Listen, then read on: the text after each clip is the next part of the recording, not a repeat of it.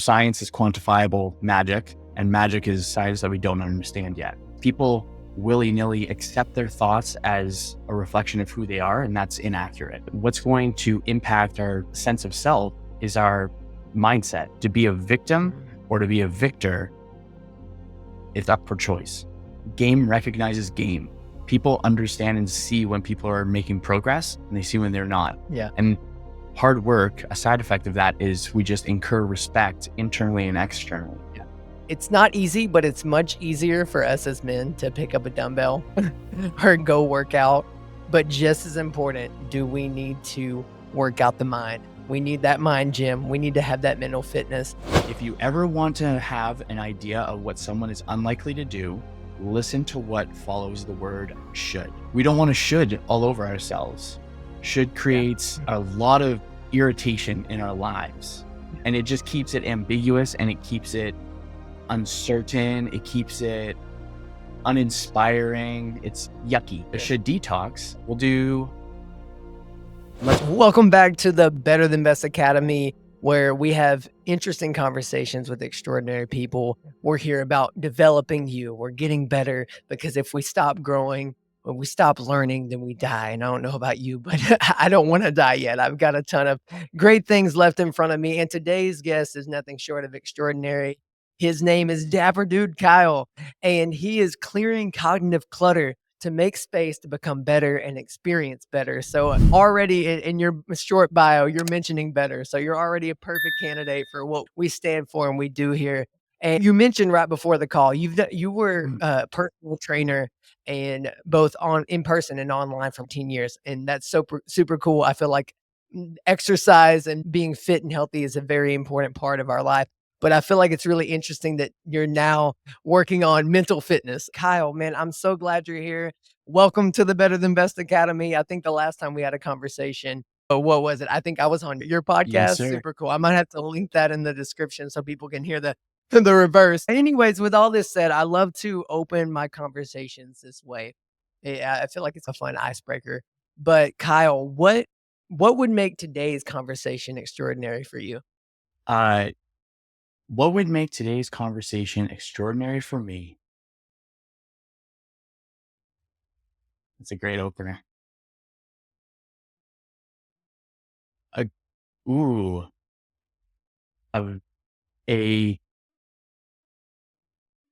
an interesting exploration of frames, concepts, and practices that can introduce folks to an alternative way of thinking.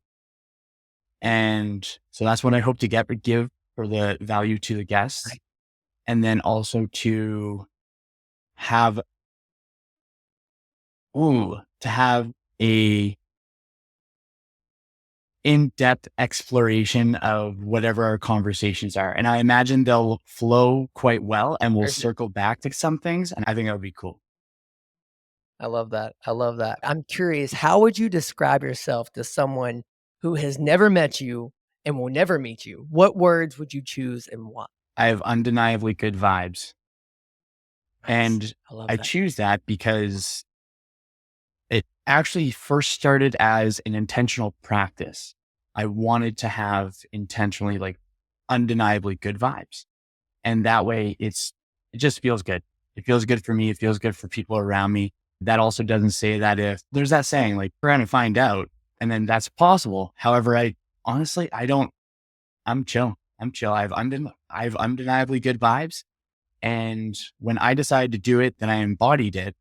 And then the external world, the people around me started recognizing it as well. So I would say both from my subjective observation and objective observation, that undeniably good vibes would be the common, or my kindness, because I'm a pretty kind person, real kindness, not superficial kindness, real kindness. Yeah, no, that's awesome. You have experienced 13 years of doing personal training, and you've learned and nutrition as well. So you've learned how the body works, both with fitness and with what we feed our body. And I think that's really interesting. But now you've made this pivot to do the mental gym, the mind gym, as you mentioned it. I would love to hear what unique perspective do you bring to the mindset space, because as coaches in the mindset space, we both are.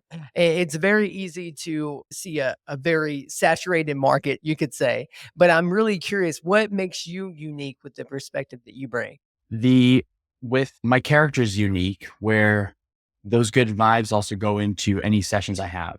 So my character goes into that one. And then how I got to this point, I developed a practice I call NLSE, Neuro Linguistic Somatic Experience. And so how this differs from other mindset or healing modalities is that it integrates both the mind and the body. It's breath work and story work integrated together. And we actually get to dive into stories, dive into experiences in order to alleviate or get unstuck from stories that hurt, haunt, taunt, annoy, or to be able to celebrate the wins, celebrate our progress, celebrate the gains we've made in order to fill the gap between where we are now and where we want to be. And then also how to create clear goals and then get them done in much less time.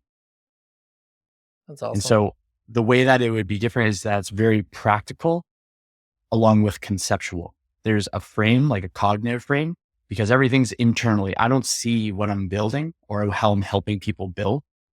They get to see it and experience it with them themselves. And some folks have had a pivot in identity shift within a session, within a language game. So not even a heavy version, a light version. They're like, and they said that I changed their life just with that alone. And it's just going from one frame to another frame and then creating more space to be able to see things as they are and think, wow, I'm actually crushing it. So it's a counter to our negativity bias due to the fact that it's a data-driven process in order to say that we are the person that we say we are. And so it's a practice. It's something that we behave in and step into. And what happens with what I saw was as a struggle from fitness, like physical fitness, is that the folks wanted to be able to get to where they wanted to go. And it was the words and the stories. It wasn't the knowledge to do. It was what they were telling themselves about the thing that they wanted to do that was preventing progress. And so I figured, why not go to the source of the words and the stories and the breath in order to be able to alleviate resistance to trying something new or going into that program or trying that nutrition or trying that different modality that they didn't have. Because how this works in the mindset space or the psychology space is within that, it brings up the stories, brings up the experiences, which is good. It doesn't have a process aspect. So there's an onboarding process, but there's not an offboarding process. So my offboarding process is we go into the stories, we process those unmetabolized emotions. Emotions are energy, emotion, and alleviate ourselves of the story where we get to put it on the shelf and we don't need to allow it to own us. We own the story rather than the story owning us. And that provides us, or that puts us into a power of position within our own sense of self. And then it gets us to be autonomous, independent, to make data-driven decision makings, to be decisive and trust in the competence of their decision making. And as a side effect, develop confidence. Man, I love that. And as you're speaking, I can even think of it like there's plenty of things of streams of thought. Like I think of how where the mind goes, the man follows. Or I think of that idea of like life and death, there's power in our tongue. Yep. And those that enjoy it, eat the fruit. And I really want you to dive in deep and we can camp out on this idea of how much weight our words carry and what that really means to you and what you've learned in your study and as you've helped your clients. Absolutely. This is gonna be fun because for context, I view life, reality through a frame of art, science, and magic. So science is quantifiable magic, and magic is science that we don't understand yet. So going into the power of our words, we get to go into the magical side of things. So I'll ask a question. Okay. Have you ever heard the word abracadabra? Yeah. When I say abracadabra, what do you think of? I think of magician and he's like pulling a rabbit out of his hat or something. Totally. Abracadabra is an ancient language. It's Aramaic. So it was Jesus' language. And abracadabra, translated from Aramaic to English, is with my words, I create, with my words, I influence. And you'd probably recognize this from the Bible. If you look at the very first page, when you open it up, it began with the word. Yeah. And when we think of words, they're abundant now. We have a lot of words to do a lot of things, and we take that for granted. So we have this huge superpower at our disposal that's between our ears. That's where it starts. And people squander that. We have more words to be able to do as many things as possible that we wish to within our lifetime. And our words are supporting our present state of being rather than who we wish to become.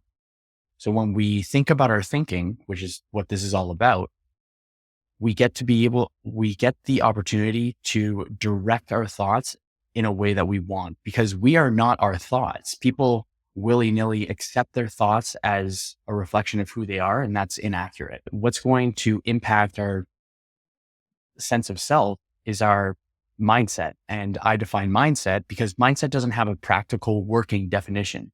People understand that, oh, I want to develop my mindset. I'm working on my mindset. I'm getting my mindset. It's going to be so much better. Oh, I just a little bit more time and my mindset's going to be good. All of those are ambiguous. They don't mean, they're just words. And so there's no depth to it. So I define mindset as the stories we tell ourselves about ourselves or our opinion of ourselves. So we can have a higher opinion of ourselves. We can have a lesser opinion of ourselves. And in either direction, we can adjust our mindset accordingly to bring us to, I like to be in neutral, where if it was a scale of 1 to 10, I like 4, 5, 6. That's my sweet spot. I don't want to be too happy. I don't want to be too low. I want to be just right. And so when we can adjust our words to support the mindset that we want to embody, then we become the captain of the ship. We're no longer just, we're not just mopping the poop deck. We're not just some side character. We become the main character of our quest, and we become the captain of the ship. And when we think about our thinking, we become the captain of the ship. The next thing is to be able to use the headwind or use the wind when we got it.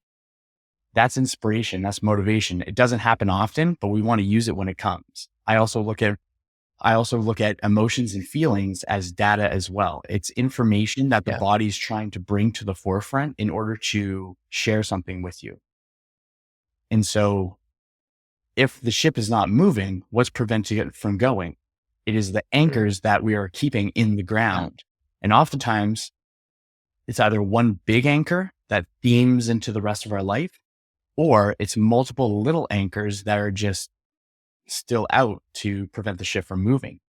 So we dive into those stories, into those anchors, we pull them out of the water, and then we get to go. Now, as you explain this, I think such a great way for someone to understand this is show them, don't tell them, is what I always like to think of. I'd be curious. I'll be the guinea pig for your experiment. I would love for you to treat it as if, say, I was your client in this moment. And I feel like this will really help my audience. Give us like a mini session of what it would be like to walk through. Maybe I like this anchor analogy you're using because it's very like visual. I'm a very visual learner myself. So I really picture is that, man, I'm the captain of the ship. I'm trying to get it going. But what are these anchors that may be holding me back? Maybe keeping me where I'm at. Yes. Do you have pen and paper with you? I have my phone. Okay, that'll work. Does that work? That'll work. Okay. Yeah. Okay. Notes app. Yeah, notes app. I got Perfect. it. Got it right here. So this is going to be a fun one. We're going to play a light anchor lifter. To keep on theme, that's what I'm calling it. We're going to do a light anchor lifter. Cool. And it's called the Should Detox, SHOULD, just to make sure for the audio, because it's been for a couple conversations. So we're going to have it right off the bat, should. So it's a should detox. Now, this is my opinion. If you ever want to have an idea of what someone is unlikely to do, listen to what follows the word should. And you'll have a good idea, and then just observe it and you'll see it. So we don't want to should all over ourselves. Should creates a lot of irritation in our lives, and it just keeps it ambiguous, and it keeps it uncertain. It keeps it uninspiring. It's yucky. a should detox, let's write down 3 should statements. I should, and there's no right or wrong. This is all exploration. Write down 3 shoulds, and they could be funny, they could be serious, they could be whatever. And we'll pick the one that hits the hardest out of those 3. All right. And you at home do the same thing as I do it. Absolutely. So yeah, that's the first step, is that you write down shoulds. And you can write down 1, you can write down 10, and do the exact same method for each of them, and it still will apply. And this particular frame works with every subjective individual. Anyone that has ever thought the words I should is going to resonate with this. For sure. And then when you're done, read them out. And read them 30% slower, your normal rate of speech. And then at the end of the sentence, take a breath. Okay. And then I'll ask you questions. I'm pumped to be doing this on a podcast. It's so much fun. Yeah. It's so cool, man. So when I mentioned earlier that I did something and then she said that I changed her life, this is what we did. This is all we did. So could be very powerful for some folks. Cool. Deep. So mine are a little deep because again, Perfect. like a part of my message is I really feel like leaders go first. Yeah, leaders eat last. We've heard Simon Sinek, but I love that idea of leaders go first. And if I'm promoting vulnerability and being transparent and authentic, who am I to expect it from others if I'm not myself? Totally. So these are pretty deep and very honest for me, especially moments. So here we are. We're bearing it all. Beautiful. So the first one. So you said just read one at a time. So not all. Correct. Okay. And So just read 30% one and then slower. Breathe at the end, and then I'll ask you questions. We'll go one at a time. Awesome. So, okay. So I'll read the first one and then you'll ask questions. Perfect. All right. Slowing down my speech. Former rapper. Gotta slow down. Yeah, that's right. All right. I should be better at managing finance. Nice. Breathe it in. Let out. Describe the vibe, describe the feels. And emotions come up. Emotions that come up when I say that. Frustration, anger, a little bit of shame and guilt too, I would say. Nice. Where do you feel that in your body? Predominantly. I feel like the weight on my shoulders. Almost like if I'm doing like a heavy squat. Nice. to bring it into a fitness metaphor, it's almost like a heavy squat. So it feels weighty. Total. Does this stick out anywhere else? I would say also like lower chest, stomach region in there as well. So it'd be sacral, solar plexus. Cool. On a scale of 1 to 10, and for this rating, the 1 to 10 scale is neither positive nor negative. It's the amount of intensity within the body. So it could be a 10 out of 10 positive intensity. It could be a 10 out of 10 negative intensity. It's just your subjective sense. On a scale of 1 to 10, where does that land? I'd say probably like a 7. Cool. Write down 7 or 8. Which one's it closer to? 7.5. We'll say that. Which one's it closer to? Closer to 8. I'd say 8. Write down 8 next to that one. Okay. Cool. Let's go into the second should. All right. Second should is, it's another finance related one. It's interesting. I feel like it's probably because of certain things, how my morning's been going. Yeah, fair enough. A theme. Yeah, I feel like that's the theme probably there. I would say, okay, so the second one is I should be able to better provide for my family. Breathe that one in. Let it out. Describe the vibe, describe the feels. What emotions? Similar to the first one, as far as feelings, I would say it's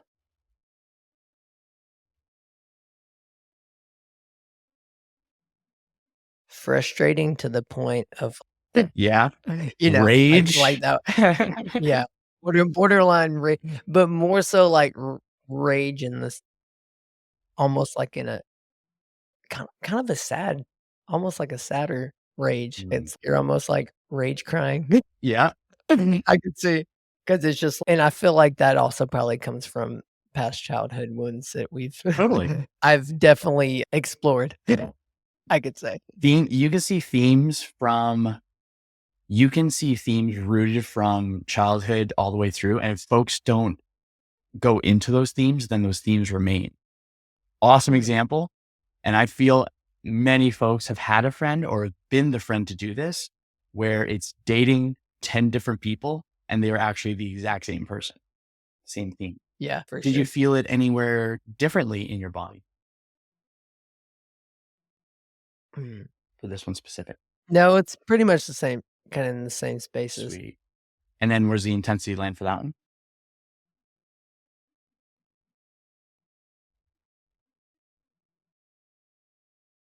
I feel like that one would be closer to a 7. Right down 7. Sweet. Let's go into the last one. I already see the theme of all these. You're thinking about your thinking, bro. Yeah, it's getting me thinking, and I love this.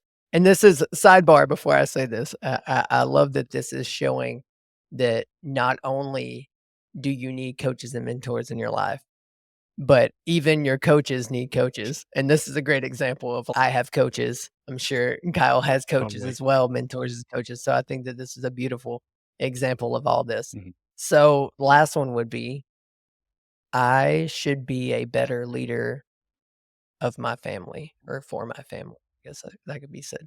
Breathe it in. Let it out. Describe the vibe, describe the feels, describe the emotions. I feel like this one's a little bit more positive than the other 2, Cool. where the other 2 kinda came from a guilt and shame place, probably from child wounds.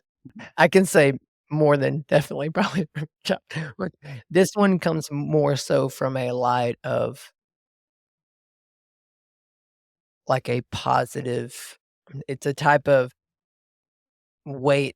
It's again, to use an analogy from the gym, it's a good resistance that's leading to muscle growth. And it's Mm. like, didn't have this, then I would be like past generations. Mhm. Then I would be accepting the fact I'm not fully present, fully my family in a way forward, not backwards. So I would say that's probably what I'm feeling with this one. Cool.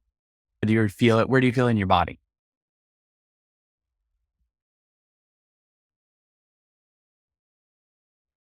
I'd say this one's probably in that like lower chest, stomach area. Nice. Nice.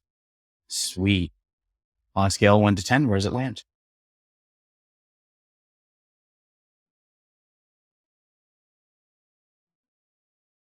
I'm gonna go with a 9. Sweet. Right down 9. Cool. So now we rated each one. That's the first step Okay. is we just did 3 different shoulds. All of them are the first step. It's just writing them down and then reading Gotcha. and breathing through it and getting a sense of what those words bring up for feelings. Because it's going to be the Yeah. words that we speak, and then we're going to have a physiological response to it. So we're going to go with number 9 because that was the most intense one. For sure. And that was going Yeah. to be a lot of fun. You could tear up. We'll see. We'll see. All right. Let's see what happens. So read that shit again. It was I should be a better leader of or for my family. leader for my family. Yeah, we'll go 4. Cool. Sweet. So now what you're going to do is we're going to do a little thing called translation. A translation is where we're going to take one word and we're going to transmute it into a new word. We're just going to pick words that we like and then we go and explore it. So we're going to translate should to could. I like it. Yeah. So give that a go, write that down, and then we're going to read it and have that breath. And then I'll ask you the same questions. All right. So just say it the same way, just with could instead of should. Yes, sir. Could be a better leader for my family. Breathe it in.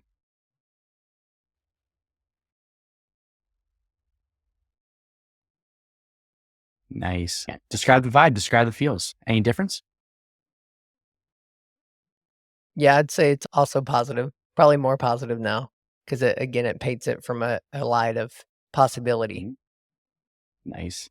Where do you feel in the body?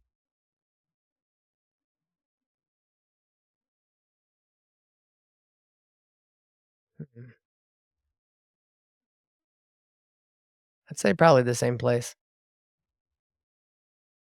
Nice.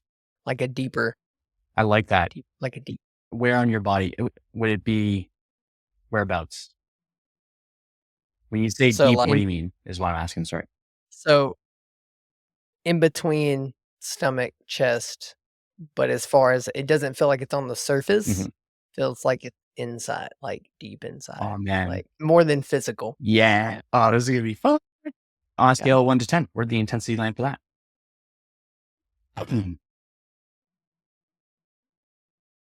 I would say 9 again. Beautiful. Write that down next to it. Now we'll do another translation. We're going to shift could to can, Okay. and then we're going to give it the same read. Go with that.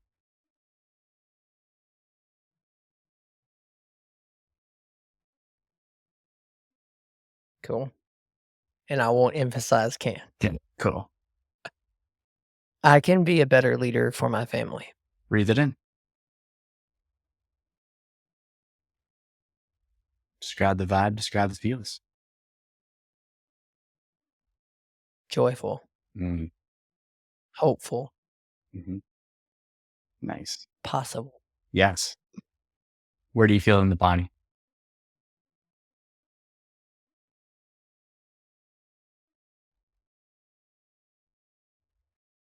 I'd say same place. Nice. I'm writing that down. So I think it's really cool that you have a theme of the same spot. Mhm.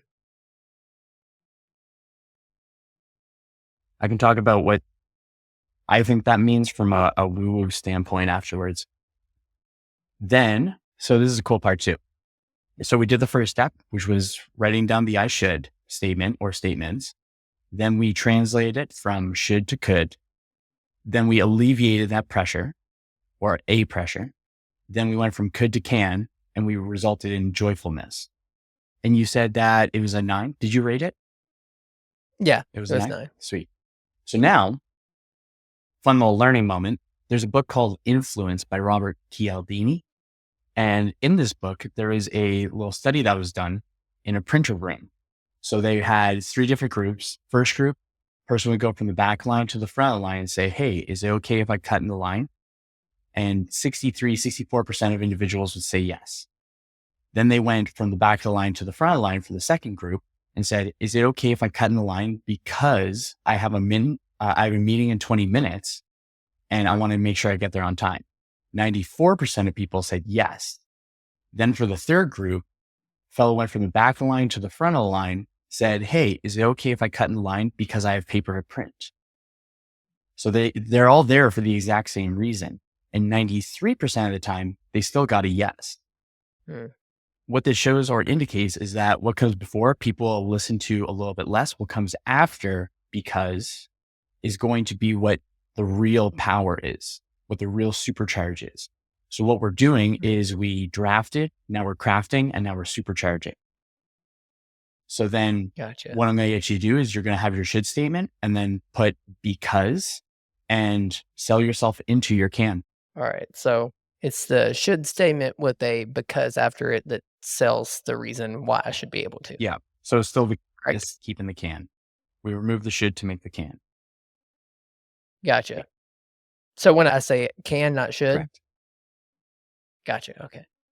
Gotcha. I can be a better leader for my family because I've got the power of God to be able to. Breathe it in.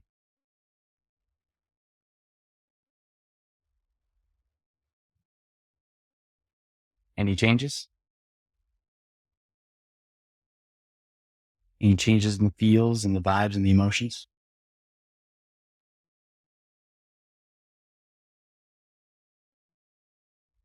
It shifts into more of a knowing. Like before, especially when it was a should, it was more so, even though it was positive, there was still this tiny ounce of doubt. But can you? And then when we shifted it to could to can, it slowly started shifting towards that, the yes, you can. And then by adding that because and reminding myself of, the same spirit that raised Christ from the dead dwells in me. And it's that idea of yeah, I'm able to. Sweet. Cool. Nice. And that's just for exploration. There's no right or wrong. It's just seeing For what sure. creates the most For sure. power supercharged version. Gotcha. Nice. Yeah. So would you notice going from the should with that one to the can? That's the end of the exercise as well. Now it's just what Cool. are you thinking? Cool. I think it's a really great way to, like we mentioned before we started, reframe what we've always believed. Because again, it goes back to when it comes to our identities. We, I believe that we were given a true identity at birth, but then, of course, life and sometimes well-meaning people, and sometimes those closest to us, begin to tell us a different story that's incongruent to the truth. Mhm. And when we do these explorations, we have a moment to connect the physical to the spiritual Totally. and understand of the true essence of who we are. And I feel like these things are important because I feel like words are important as well. Because me being a former rapper, I always feel like I'm a wordsmith as well. Fair. So words are very important for me in the way that, like you said, we have an abundance of words, but when we're selective of the words we use, it's important. Because yes, two words may mean the same thing, but one could carry so much more power than the other. Yes. So I think that doing these type of exercises are really important. A great example, we have the should. Yep. The should word carries a lot of power, and the could word carries a lot of power, but should carries a little bit more than could, but then can, if not equal to should, a little bit more. Yeah. And I think that's really a really interesting distinction to make from this Totally. exercise. And to piggyback off of something you said with your belief where you come into the world as the character. I'm going to put it in my frame as well, where I understood it. When we go, I agree with that, where later on in life, because we either consciously or unconsciously adopt stories from people. And if we don't Exactly. create our own meaning to a story, then other people are going to create the meaning for us. So for example, this is an interesting one. I used to hold a victim mentality, and I can define victim mentality on that one. Yeah. So I would hold victim mentality, although I did not feel or view myself as a victim. I was adopting other people's stories. So if I shared an experience I had, then they would say or could say, oh, that's a very traumatic experience. And that's their story. I don't have to adopt that it was quote unquote traumatic. And so I used to pretend that I was a victim mentality just because I didn't have my own stories to go by, I was adopting other people's stories. Yeah. And now That's the victim mentality, I go into a definition of that, and I'll share it on right now. It's the victim mentality is an acquired personality trait in which a person tends to regard himself or herself as the victim of other people's actions, even in the absence of clear evidence. The victim mentality depends on a habitual thought process and attributions. To be a victim or to be a victor, it's up for choice. That's good. And we can That's adopt so either good. or. We can be a victim for no reason, and we can be a victor for no That's so reason as good. well. That's so good. And I think that's such an important distinction you made there because I feel unfortunately there's a plague of people that are adopting. And I think the same could be said about poverty and abundance Totally. because they're very similar veins. Again, important words because they mean a very similar thing, but they mean a similar thing from a different light. Totally. Where if someone is adopting, and I also feel like they're closely related. I feel like a lot of times in the work that I've done with clients, if someone has adopted the victim mentality, they also believe the poverty mentality. Because Totally. again, poverty isn't just financial. It's more than money, it's wealth. Mhm. Because wealth is something deeper than just an exchange of currency, Totally. an exchange of value. And I think that when we understand that ultimately we've been given the power to choose. Mhm. A lot of people miss that. To actually not separate financial from it at all, I would say that every decision is a transaction of energy. Yeah. I don't think financials is any different Awesome. from that as well. I think that it Oh, yeah. works where I agree. because I think when we have like friendships and relationships, we invest in societal or in a social Exactly. credit. Same idea. Mhm. And something else with adopting stories, because what I mentioned earlier about adopting story and going to the core root, I believe that because this is what folks think is I want to go seek myself out. I want to find myself. I want to figure out who I am. I want to understand myself. When they're not, they're looking outwards for this when it's already inwards, and it's a decluttering of those stories that are preventing Yep. us from expressing ourselves in that authentic way. And I define Ooh. authenticity as saying, doing, and being the same in private as you are in public. Yep.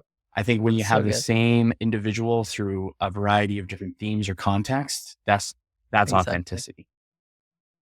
Exactly. Mhm. I love that you even use the word declutter Yeah, buddy. because as I write my first book on my own modality of things, similar to yours in its own way, but I love that you mentioned that declutter because that's literally chapter 2 of the book. Nice. I'm in the middle of decluttering the mind. Beautiful. And I think that's so important because like you said, when we go to understand ourself, oftentimes we look outward. And I believe and that's also when it comes to even my faith in God and in Jesus, I feel like it's a very personal relationship, and it's not an outward thing, it's an inward thing. Totally. And when we get alone and we focus in on that relationship more so than, "Oh, let me go seek out people that are here and there," Hmm. and yeah, if we're not careful, we'll begin to adopt, like you said, and I love that idea because I feel like a lot of us, if we're not careful, we will adopt the things that other people are saying, and it's oh, dude, that's so good. Totally. Oh, so I have a follow-up question for your cans, For or for sure. your now that there's time to ruminate or let it crock pot. Huh. What does your can statement say about you? What does it mean about you? Mm. What I see is let me look back to it, and I think it was interesting too, even in the 3 statements, words that I continue to use. Like I said better in all of them, and better than best is this literal past Yeah, name. So, exactly. it's that idea of always improving, Mhm. which before in shadow is from a negative light, like an insecure, it come in the shadow of wanting to be better, it's it can be negative in its intention behind it. Totally. But then from the light perspective of it, it's from the way that we can make a bigger impact into others as a whole. And that's the way that I look at it. Because when I'm wanting to be better for my family, at its shadow, it's I wanna be better because I feel the need of I'm inadequate. Mhm. But when it's from the light, I'm wanting to be better so I can raise them up in a way Mhm. or support my wife in a way that's gonna help them be the best of themselves. Mhm. And I feel like it's really interesting there. But yeah, when you turn it into a can statement again, it further leans into the light and not the shadow. Totally. Because again, the should word Mhm. paints a negative, it paints a negative weighty because there is good weight as well, like I mentioned even when I said it, it's that yeah, the should paints that negative, like, "Why aren't you already?" Mhm. Where the can says, "You're much further than you think, and you're only gonna continue." Nice. I'm gonna get you to write down a couple things. Sure. I am further than I think. Mhm. Let me know when you finish it. Okay. I am adequate. I Okay. support my wife. Okay. I support me. Okay. Let's see. What else did you say in there? How many you got there? 4. Four is good. So with those ones, and I'll tell you something fun afterwards. We're going to do the read and breathe. So we're just going to go through it each one. So start with the first one, breathe. I'll breathe with you, and then go to the next one, breathe, and just keep that same. And we'll see how it feels. For sure. Yeah. Cool. So just from the top, Mhm. I am further than I think. Breathe it in. Let it out. Next one. Mhm.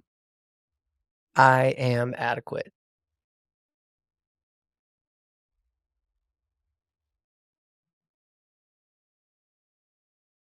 I support my wife. Breathe it in.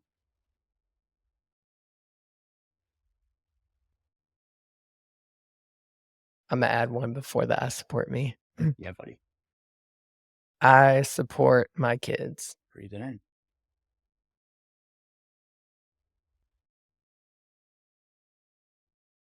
I support me. Breathe it in. One more. I am capable. I am capable. Breathe it in.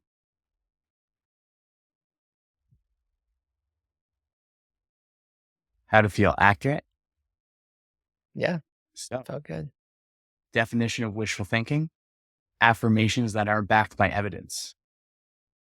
Yeah. So these are affirmations that we pulled from the information that you have provided. It is 100% subjective to you, relating to you. Yeah. And because it has data to back it up, it's a true affirmation. So that's why it doesn't work, or I've experienced this, where you copy a freaking affirmations list, or you're listening to affirmations on YouTube, and Yeah. they don't resonate because they are not yours. They're someone else's. So it's the same idea as adopting stories. We're trying to adopt affirmations to have something happen rather than investigating them ourselves. That's good. And it's undeniable truth and facts that you are who you say you are. Facts. That's so good. Yeah. And I think that and I want to touch on from a stepping out of me as a client and more so as Totally. both of us as coaches. I want to pull out that distinction of, you said it perfectly, where it's personalized. And I feel like that's what's going to separate you and I as coaches. But between the sea of coaches, I'm gonna say that term loosely, because Yeah. unfortunately everybody and their mom out there wants, and their dog out Yeah. there wants Yeah. to be a coach. And a lot of times I feel like where that falls short is it brings this stigma of, oh, it's just a guy that wants to scam me. Mhm. Yes, there are scams out there, and there are people like Kyle and I, who our mission at its core is to truly help people. Yes, we do want to make a living and transfer an investment of funds, Totally. but and with that, a lot of the times you'll notice with other coaches and programs, it's a one size fits all. And I'm gonna break it down to you plain listening and watching. It's not a one size fit all. Like, I really feel like we've all been uniquely created with unique perspectives. And that's why some coaches work better than others. And that's why I say, if you didn't have a good experience with one coach, keep looking for another. Maybe Kyle is a perfect guy for you. I know that I'm not going to be able to reach every client that Kyle does, just like he probably won't be able to reach everybody that I reach. And I say all that to say is, if you want a true personalized experience for the potential to be all that you've called to be, all that you've been created to be, your best self, that's going to not come from you doing it. Yeah, you can listen to podcasts all day. That's wonderful. But if you're not walking it out for yourself and you're having that personal touch, like I love that you mentioned you can go listen to a YouTube video of affirmations that's very generic, and you can do these things and you can think you're taking action, but you're not truly taking that action until you do it for yourself. And as much as I would love to help everybody at once and make one video that would help everybody, that's just not the case. And I think that's why it's so important for more coaches like Kyle and I to be out there doing this work, because it's so valuable. And I know a lot of my audience is predominantly men. And something I've found is there's definitely a shift right now in men being willing to ask for help and do the deep inner work. And I can't stress enough, do this work, because it works and it's going to make your life better, not just for you, but those that you're called to lead and impact. Totally. Dude. Yeah. To add on something that you said there, when we are not participating in the actions, we're just mental masturbating. That's it. Yep. That's it. So true.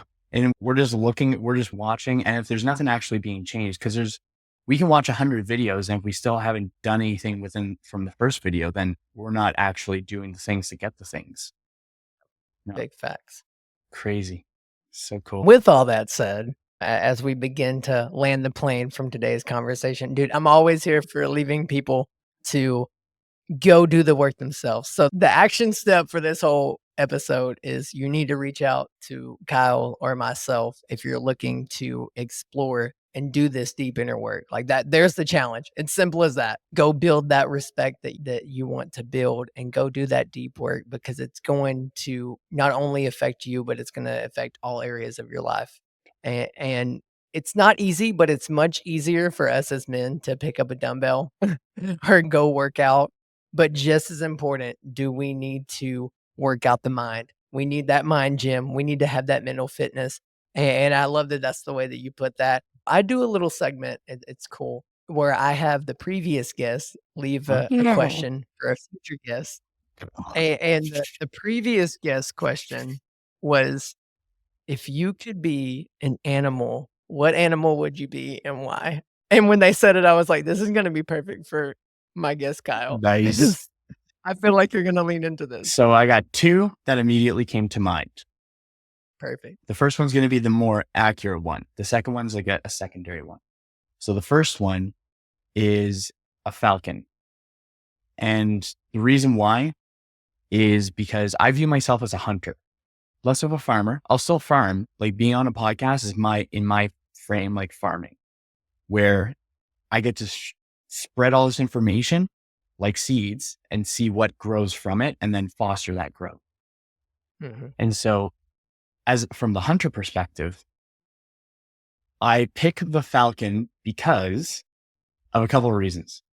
The bird itself is a predatory savant. It is designed to hunt and to search and to conquer. And fun fact, the wingspan of a falcon is actually much bigger than its body is. A huge wingspan. And when you're watching a falcon, it actually looks like it hovers.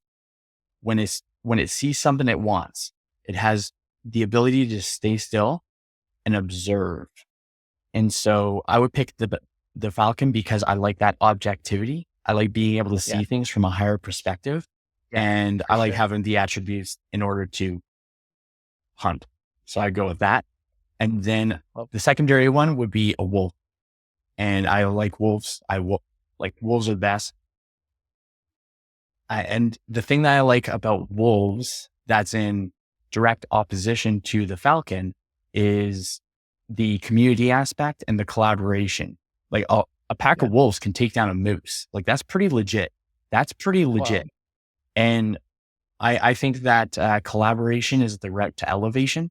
And so I believe that it's a combination of the two. So more or less, I pick birds that have a correlation to what I seek and pursue in my present state of being.